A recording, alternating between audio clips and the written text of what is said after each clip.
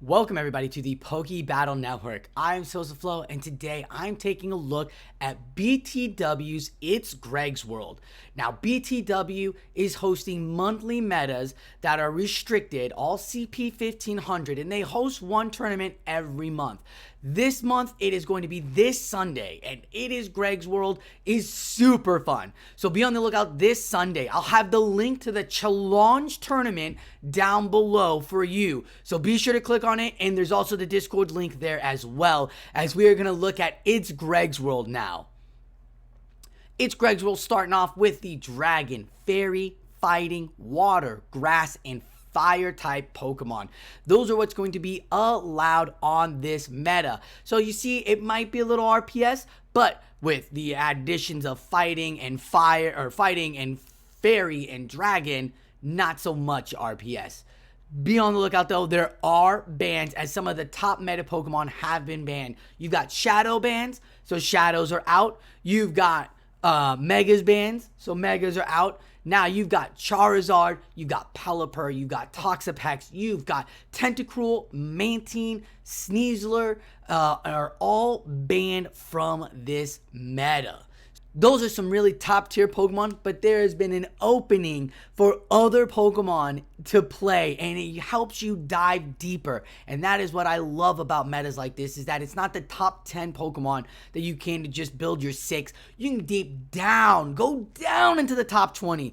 Heck, we found a top 26 in this battle with me and Matthew Breaker. Gotta stay tuned for that and find out which Pokemon we're talking about, because these teams are fire, and this one Pokemon is the spice you need to have. So be sure to hit like on the video if you want more meta restricted guide videos coming out like I'm doing here with BTW, because there's so many communities out there, and there's so much that I want to give you, the battler, so that you see what is out there and you understand and have such great times with your Pokemon tournaments. But we're going to get into the battles now, as I'm going to battle Matthew Breaker in this 1v1 It's a Greg's World first look tournament battle. Alright, looking at It's Greg's World, we are taking a look at the top 20 here, but I'm going to give a breakdown of my team, as I've got Guzzlord, Galarian Weezing, Jumpluff, Walrein, Marowak, and Moltres. My opponent, Matthew Breaker, he is rocking the Trevenant, the Jumpluff, the Alolan Ninetales, the Altaria, the Seaking, and the Marowak.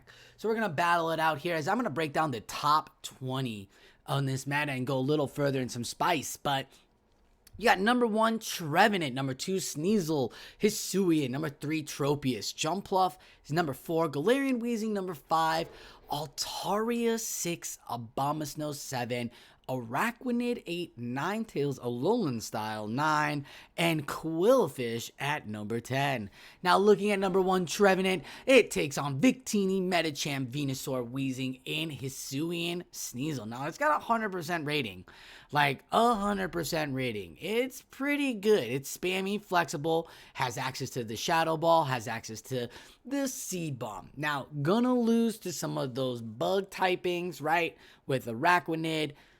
Gonna lose to Dragonite. Walrein, that ice typing, doesn't want to see the ice. But most of these losses aren't hard losses. They're little soft losses, where like it loses hard to like doesn't lose to Alolan Marowak, sorry. Loses to like a fire Pokemon like Ninetales, but that's straight fire. And you can still play with like your Shadow Balls there. So Trevenant still in a great position, even against its like hard counters of fire and ice. So a wonderful Pokemon to have on your team. Looking at number 5, Weezing, Galarian style, takes out your Medicham, your Scrafty, your Guzzlord, Altaria, and Araquanid. Leaves you vulnerable to Abomasnow, Trevenant, Ninetales, Alolan, Venusaur, and Jumpluff. But all that seems to be weak to ice, and that's exactly what Trevenant's weaknesses are too, that are weak to. So if you threw a Abomasnow or a Ninetales in there, you with a Galarian Weezing and a Trevenant, you could have a good coverage, as Galarian Weezing got access to Play Rough, has Brutal Swing, and had got buffed with that Fairy Wind. It is now a Pokemon to work with. You do have access to Overheat, so in these solo one-off tournaments, like Overheat could play, and you could just surprise your opponent. Couldn't do it with Moltres, so close. So the top 10 Pokemon here, very, very strong, could be very core pick, but they do have to worry because down at the 11 through 20 are counters to all of that.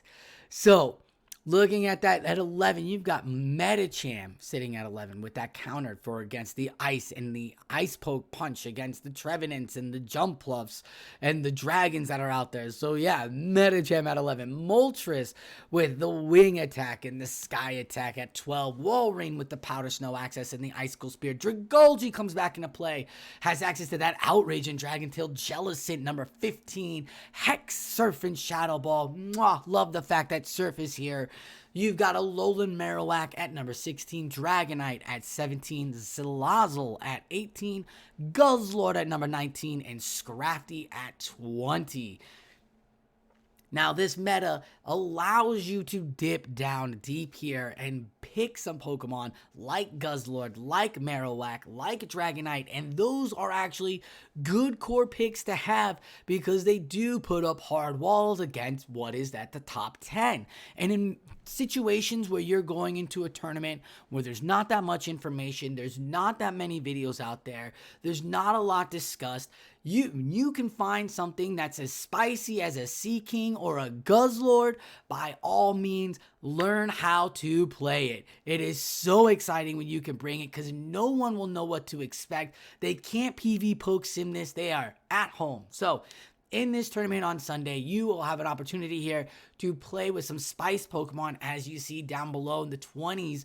And the 26, number 26, this Sea King, oh my goodness. Take a hard look at this Sea King with Poison Jab, Drill Run, and Icy Wind.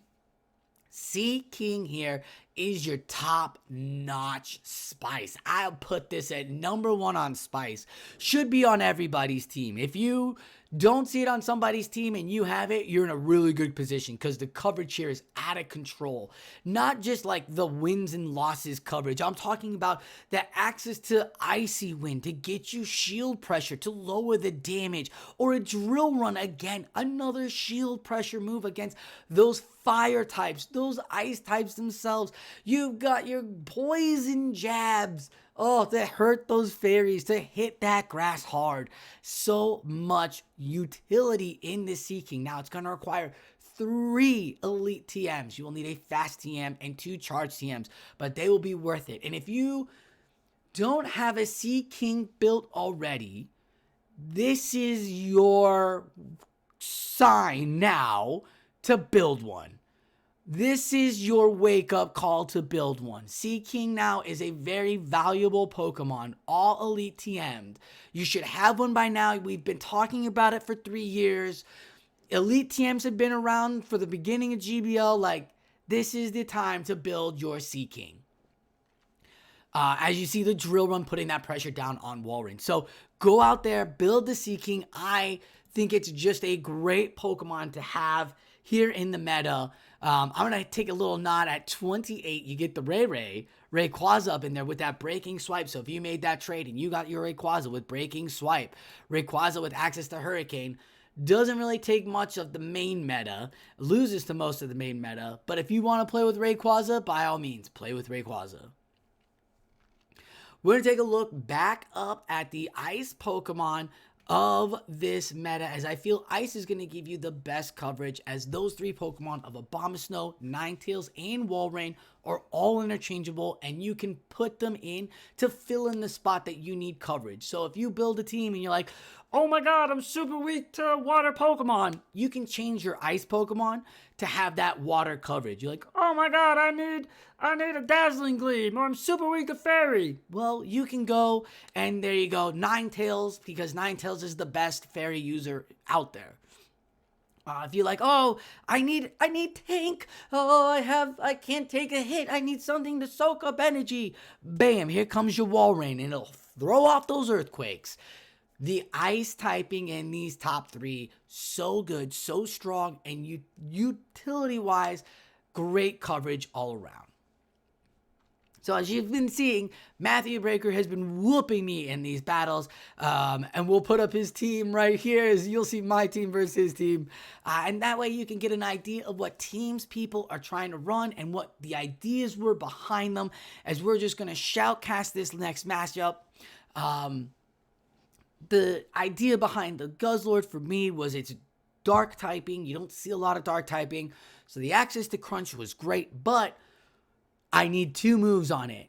His Sea King access, working beautifully. Like, so good that I need to have my Sea King on a team. So on Sunday, I might build up my Sea King, and he gets the Marowak lead into the Jump Love. So I know it takes energy. He's got to throw at least a Shadow Ball or something. But Marowak has that flame, and I just couldn't act to get debuffed. Like, that was not what I want to do. So I swapped out immediately. Again, Trevenant not coming out. I have not seen Trevenant played once by my opponent, thinking that it was going to. Jump Up was leading the way. Now it's Ninetales into the Guzzlord, as a Dragon Claw doesn't do anything. Dragon Tail can't even chunk it down. This is what I'm saying. Put a Sludge Bomb on there. Surprise your opponent. They don't think you're gonna need to shield. Wake them up. As in, Weather Ball Ice won't do anything to my Marowak. I revealed all 3 Pokemon. Now my opponent knows what's up. Dazzling Gleam doesn't do it either. The beauty of a Alolan Marowak. And I'm going for broke. I'm going for the Shadow Ball. I have 2 shields. He throws his first move. It should be the Bone Club. It's super effective. It will hurt and KO me. So I'm going for my own Bone Club just to get the energy and see if I can get, because I know he's going to shield this thing. It's going to Shadow Ball. Can I get to the Shadow Ball in time? No. Oh, I gotta let this go because I need a shield for my Jump Bluff, as the Shadow Bone is enough to KO me. 3 Pokemon, 1 shield against Jump Bluff. Let's go, little guy. The acrobatics, not enough, and Matthew Breaker is in the complete driver's seat. As this has been a wonderful practice wake-up call, I suggest you get your own practice wake-up calls as well, as Energy Ball is going to come off, and this should KO Ninetales from the area it was at, because the more practice you get, the better you're going to understand why having Sea King is important. So we're going to jump down to back to the main page so that we can talk about everything else. Really not a lot more to talk about. That Trevenant bench pressure was really nice by Matthew Breaker. He never brought it too. Here I am worried it was coming, and he brought the counters of everything.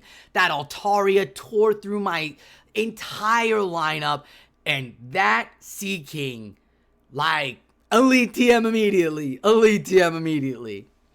That's going to wrap it up for It's a Greg's World today. I hope this helps you as you're getting ready for your tournament this Sunday. Again, the link is down below in the challenge, and so is the PV Poke Sims. If you need a copy and put that string in the PV Poke so you can see that top 60. There's so many more Pokemon besides the 20 we talked about, but those were some top pieces indeed. Thank you all for watching Poke Battle Networks. Be sure to check out the BTW's monthly metas, as if It's Greg's World isn't for you, they're definitely going to have one for next month. Thank you all for watching. I hope you enjoyed this. I'm SosaFlo, and like always, keep on battling.